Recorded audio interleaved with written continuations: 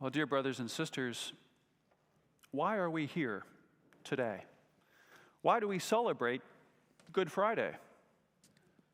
Sometimes those who are not Catholic might challenge us a little on that. They say, we focus on Easter, Jesus' resurrection, the good news. Why do you Catholics venerate the cross? Why do your crucifixes that you wear have the body of Jesus on it? Shouldn't we just have a simple cross without the body? We believe in the resurrection. Well, we, as Catholics, know that without the cross, there is no Easter. Without the sacrifice of Jesus, we are not set free. So we're here because what we call the Paschal mystery is not merely the end goal, the end result, that freedom from sin, freedom from death, but it's the whole enchilada, as we might say. It's Jesus' suffering and death, leading through that to the resurrection. That's our saving mystery. It's the entire journey of that sets us free. We too, in our own lives, experience all sorts of suffering and pain. And admittedly, we might want to be free of it. We ask the Lord to heal us. We ask the Lord to deliver us from afflictions of all kinds.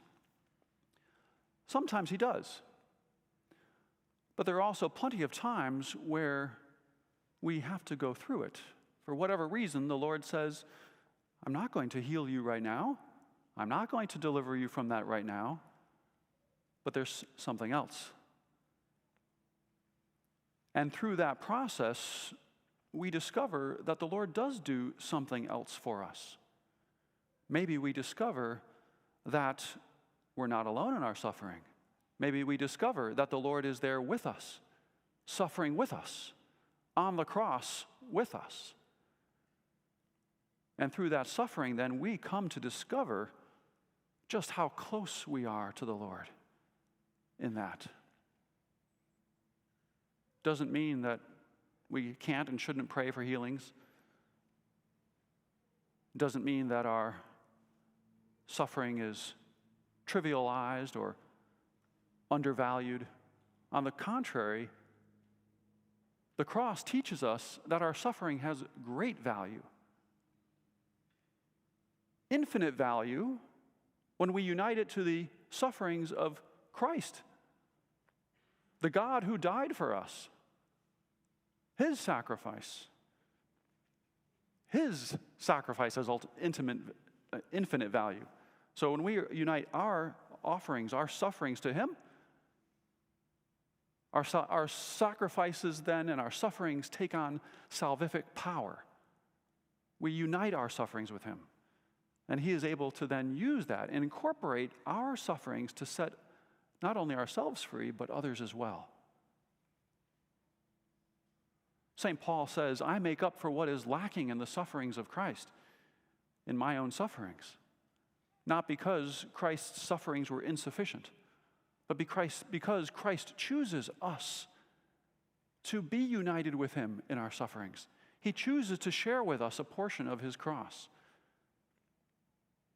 so that, united with Him, our sufferings also contribute to that Paschal mystery, the saving mystery of Christ's suffering, death, and then resurrection. There's a wonderful story that I love very much of Saint Bakita.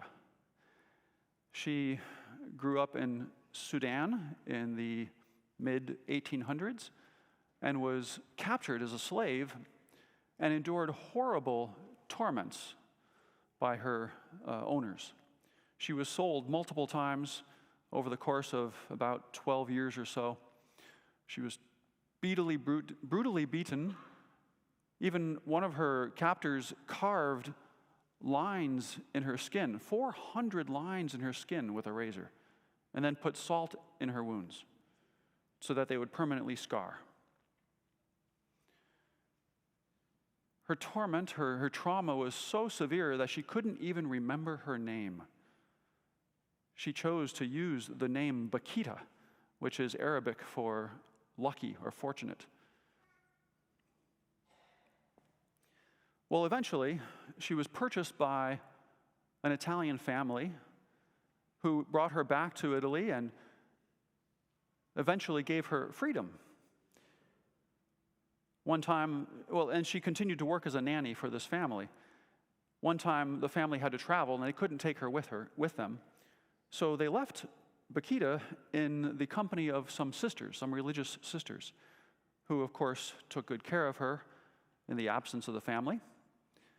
And it was through that encounter that she met Jesus, through the lived example also of the sisters, through prayer. They taught her to pray. She requested baptism, and she was baptized.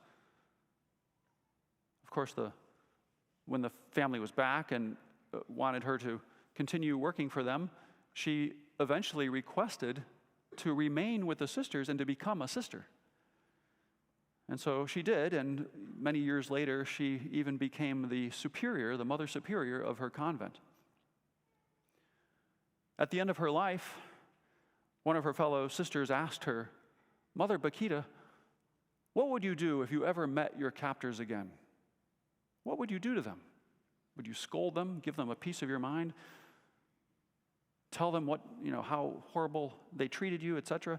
And she said, "Oh, no, on the contrary." She said, "If I met my captors again, I would kneel down and kiss their hands, because it was precisely through them, through that experience, that I came to Christianity, that I came to know Christ, that I came to know the one who set me free." That's faith. That's the Catholic perspective on suffering. Suffering is not the worst evil. Hell is. But it's oftentimes, if we see it through the right lens, it's precisely through our suffering that we come to meet Christ on the cross for us.